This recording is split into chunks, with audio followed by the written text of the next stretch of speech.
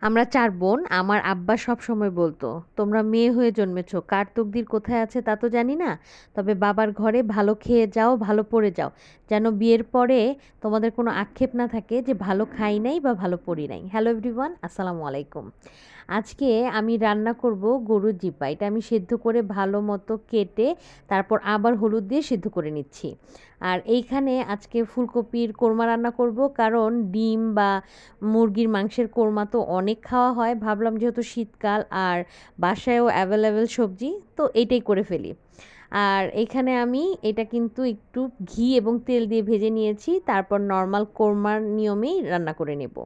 আর টক দই ছিল না বাসায়, আমি কিন্তু একটু লেবু চিপে নিয়ে গুঁড়ো দুধ মিশিয়ে টক দই বানিয়ে নিয়েছি।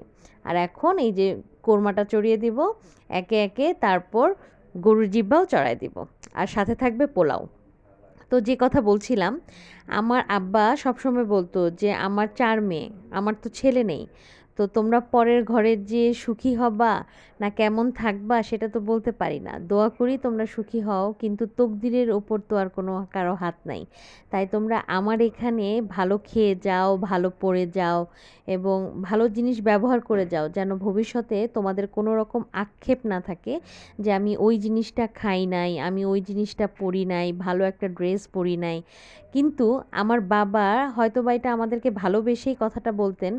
কিন্তু আমার জীবনের বাস্তব অভিজ্ঞতা থেকে আমি বলবো, আমার বাবার এই কাজটা একদম ভুল। সে যদি আমাদেরকে কম খাওয়াতেন, কম পড়াতেন, সেটাই বোধহয় ভালো হতো। কারণ কি জানেন?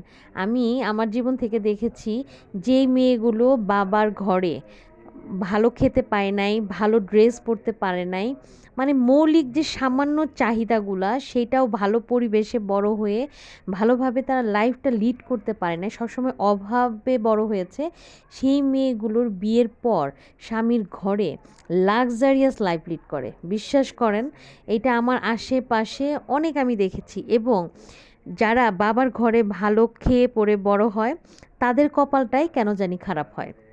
এটা আমরা ৪ বোন হচ্ছে এটার সবচেয়ে উজ্জ্বল দৃষ্টান্ত। হ্যাঁ, এখন কি আমরা খারাপ আছি বোনরা? বিষয়টা এমন না যে আমরা খেতে পারছি না, পড়তে পারছি না।